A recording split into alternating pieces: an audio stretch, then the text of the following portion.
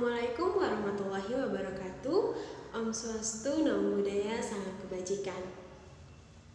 Yang terhormat Ibu Aster Pujianiati, SSMPD, selaku dosen pengampu mata kuliah Sosiolinguistik, dan teman-teman X4C yang saya banggakan. Puji syukur kita panjatkan kehadiran Tuhan Yang Maha Esa karena berkat rahmat dan hidayahnya, baik berupa keselamatan dan kesehatan yang masih bisa kita nikmati hingga saat ini. Baik, perkenalkan, saya Gita Setianingrum dengan NPM 2020-215000429 dari kelas X4C, Fakultas Bahasa dan Seni, Program Studi Bahasa dan Sastra Indonesia, Universitas Indraprastha PGRI. Di sini saya akan memberikan tanggapan mengenai persoalan bahasa Melayu Indonesia sebagai bahasa antarbangsa. Persoalan bahasa Melayu Indonesia menjadi bahasa antarbangsa ketika Perdana Menteri Malaysia, Datuk Sri Ismail Sabri Yaakob, bertemu dengan Presiden Republik Indonesia Bapak Joko Widodo dan mengatakan juga mengucapkan terima kasih kepada Bapak Presiden Republik Indonesia karena telah setuju dengan Malaysia untuk memperkuat bahasa Melayu yang merupakan bahasa serumpun dan menjadikan bahasa Melayu bahasa antarbangsa, dan bersama akan memperkuat bahasa Melayu untuk dijadikan bahasa resmi ASEAN. Tanggapan tersebut ditolak oleh Menteri Pendidikan dan Kebudayaan, Riset dan Teknologi Bapak Nadiem Makarim, di mana Bapak Nadiem Makarim usulan Perdana Menteri Malaysia tersebut perlu dikaji dan dibahas lebih lanjut di tataran regional.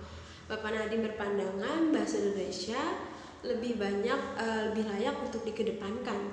Bapak Nadiem juga berkata, dengan semua keunggulan yang dimiliki bahasa Indonesia dari aspek historis, hukum, dan linguistik, serta bagaimana bahasa Indonesia telah menjadi bahasa yang diakui secara internasional, sudah selayaknya bahasa Indonesia duduk di posisi terdepan dan jika memungkinkan menjadi bahasa pengantar untuk pertemuan-pertemuan resmi ASEAN. Untuk menanggapi persoalan tersebut, Majelis Profesor Negara Malaysia atau MPN Malaysia membuat rapat ilmiah yang ditayangkan di akun Facebook Majelis Profesor Negara Malaysia dan dipandu oleh Profesor Madya TS, Dr. Jessica Ong, juga dihadiri oleh Profesor Dr. Kamarudin M. Said selaku Timbalan Presiden MPN Malaysia, dan juga mengundang Bapak Profesor Dr. Insinyur Arif Purbayanto selaku Ketua Asosiasi Profesor Indonesia atau API, dan juga dihadiri oleh Profesor Aminuddin Aziz selaku Profesor Linguistik dan Kepala Badan Pengembangan dan Pembinaan Bahasa, juga merupakan anggota Asosiasi Profesor Indonesia atau API Indonesia. Pada musyawarah ilmiah tersebut, Bapak Profesor Dr. Insinyur Arif Purbayanto selaku Ketua Asosiasi Profesor Indonesia menanggapi bahasa Indonesia memiliki 278 juta penduduk yang menggunakan bahasa Indonesia sebagai bahasa tutur, dan bahasa Indonesia juga merupakan bahasa kebangsaan Indonesia. Dan di Indonesia, bahasa Melayu itu hanya satu dari 718 local language di Indonesia. Jadi orang Indonesia akan menganggap bahasa Melayu itu merupakan hanya salah satu bahasa daerah saja. Indonesia juga memiliki MIPA atau Bahasa Indonesia bagi penutur asing yang akan memperkuat posisi bahasa Indonesia menjadi bahasa ASEAN. Profesor Dr. Kamarudin M. Said juga berpendapat, sebenarnya ketika tahun 1957, ketika Malaysia merdeka, Malaysia menetapkan bahasa Malaysia sebagai bahasa kebangsaan. Bahasa Indonesia dan bahasa Malaysia memang merupakan bahasa Melayu pada awalnya, berakar dari bahasa Melayu. Namun ketika kemerdekaan, Malaysia juga menyebutkan bahasa Melayu tersebut sebagai bahasa Malaysia. Namun pada tahun 1986, bahasa Malaysia berubah nama menjadi bahasa Melayu dan bahasa Melayu menjadi bahasa kebangsaan di Malaysia. Profesor E. Aminuddin Aziz selaku Profesor Linguistik dan Kepala Badan Pengembangan dan Pembinaan Bahasa juga berpendapat bahwa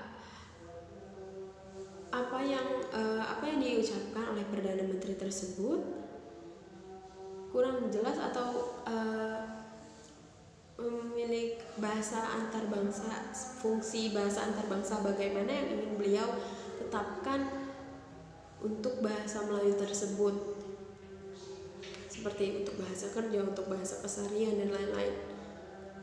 Masyarakat Indonesia juga tidak ada keraguan untuk menyebutkan memang bahasa Indonesia itu berakar dari bahasa Melayu. Namun Indonesia sudah menetapkan bahasa Indonesia menjadi bahasa Melayu yang kita gunakan dulu berubah menjadi bahasa Indonesia pada tanggal 28 Oktober 1928 melalui Sumpah Pemuda. Sumpah Pemuda kami bangsa Indonesia menamai bahasa Melayu tersebut menjadi bahasa Indonesia supaya senafas dengan perjuangan bangsa Indonesia untuk merdeka pada saat itu. Disebutkan juga pada Sumpah Pemuda yaitu tanah air, bangsa dan bahasa, dan menyebutkan bahasa kita sebagai bahasa Indonesia. Pada tahun 1945 Indonesia merdeka, dan pada 1945 tanggal 18 Agustus bahasa Indonesia dimasukkan menjadi bahasa kebangsaan Indonesia, dimasukkan ke dalam Undang-Undang Dasar. Dengan seperti itu, Indonesia sudah menamai bahasa kebangsaan mereka yaitu bahasa Indonesia yang memang berakar dari bahasa Melayu. Baik, pada akhir pertemuan juga Profesor Dr. Kamarudin M. Said juga memberikan sebuah analogi di mana Indonesia sebagai kapal besar dan Malaysia sebagai kapal pengiring, di mana Indonesia memiliki potensi besar dengan bahasa Indonesia dan Malaysia sebagai pendamping untuk mengingatkan terus bahasa serumpun yaitu bahasa Melayu agar tetap diingat selalu bahasa awal kita dan bahasa Melayu dengan tujuan untuk kesatuan ASEAN. Intinya harus ada pertemuan yang akan memberikan kejelasan lebih lanjut mengenai bahasa serumpun dengan cara musyawarah, dan pertemuan kedua bangsa juga pertemuan ahli bahasa sangat diperlukan dalam hal ini. Pertemuan juga bisa untuk mempersatu ASEAN, juga bisa untuk memanggil negara serumpun seperti Brunei Darussalam untuk ikut dalam pertemuan tersebut jika ingin melepas bahasa Inggris dan menciptakan bahasa serumpun baru agar bisa menjadi penguat bahasa dan lebih mempersatu ASEAN. Baik, video selanjutnya adalah video yang diunggah oleh channel YouTube resmi Badan Pengembangan dan Pembinaan Bahasa yang dipandu oleh Flori Aurentia Hendrian dengan menghadirkan Bapak Profesor Linguistik dan Kepala Badan Pengembangan dan Pembinaan Bahasa yaitu Profesor E. Aminuddin Aziz. Baik, di dalam video tersebut Bapak Aminuddin Aziz menjelaskan perbedaan bahasa Melayu di Indonesia dan bahasa Melayu di Malaysia, di mana kedua bahasa Melayu tersebut berbeda dari faktor kesejarahan. Bahasa Indonesia diambil dari bahasa Melayu. Namun pada 28 Oktober 1928, bahasa Indonesia diangkat jadi bahasa kebangsaan dari bahasa daerah, diangkat menjadi bahasa kebangsaan yang berkembang hingga sekarang, memiliki ejaan, kamus, buku, dan yang memang berasal dari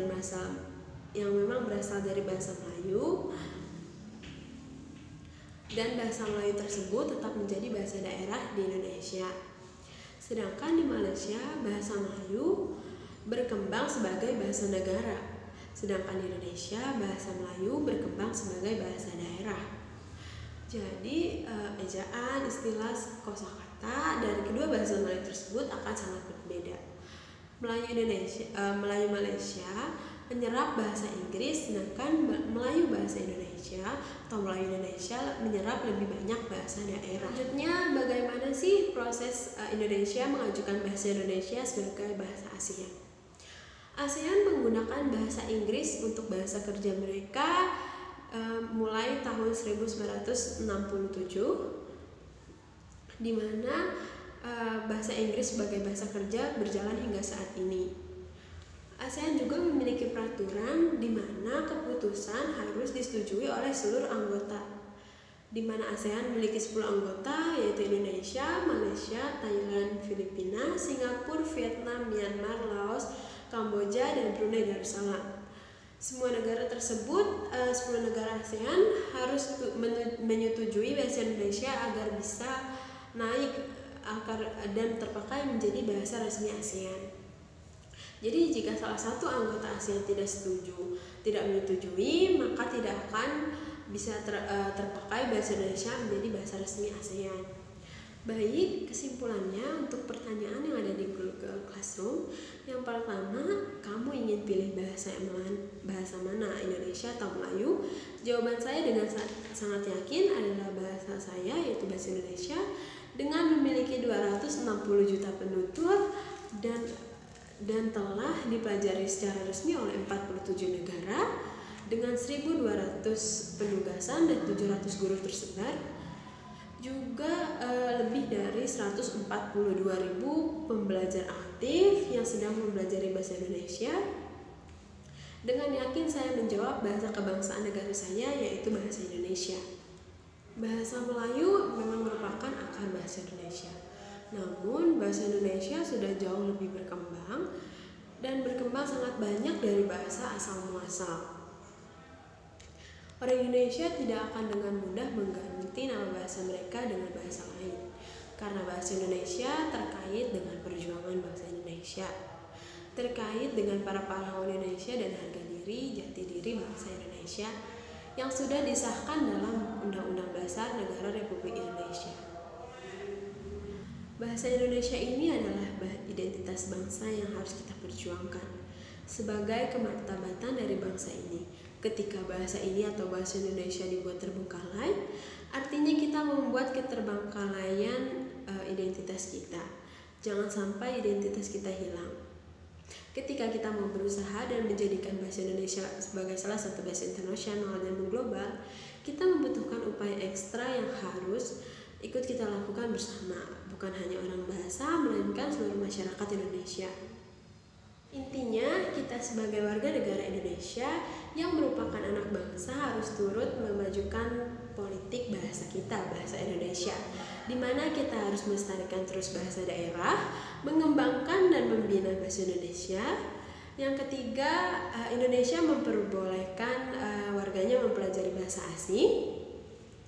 Yang keempat, sejalan dengan Undang-Undang Nomor 24 Tahun 2009 tentang bendera, bahasa, lambung kebangsaan dan lambang negara, di mana negara mengusahakan meningkatkan fungsi bahasa Indonesia sebagai bahasa internasional, di mana kita punya potensi yang sangat besar sebagai bahasa untuk menjadikan bahasa Indonesia menjadi bahasa resmi ASEAN dan bisa diakui secara internasional. Baik, segitu saja tanggapan yang bisa saya sampaikan. Mohon maaf jika masih terdapat banyak kekurangan dan salah-salah kata.